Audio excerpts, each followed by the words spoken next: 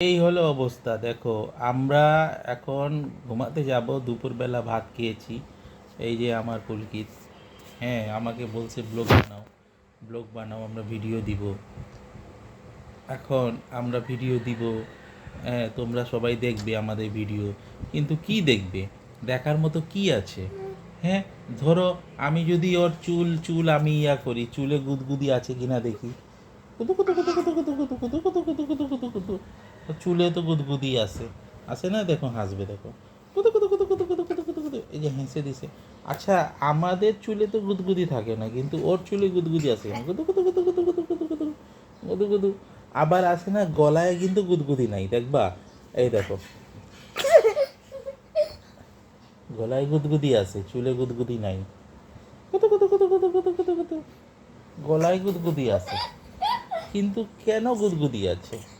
আমি তোমাকে জিজ্ঞেস করি, ফুলকি, তোমার গলায় গুদগুদি কেন আছে বলো? আমার গলায় গুডগুডি এভাবে গলায় গুড্ডি এভাবে করুন।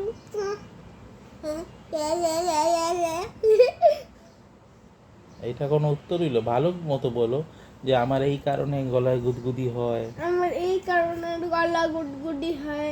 আমার নামে বলো, তো বলো। হ্যালো গাইস, আমাদের পুচুপাল তো গাইস আমাদের তো তো গাইস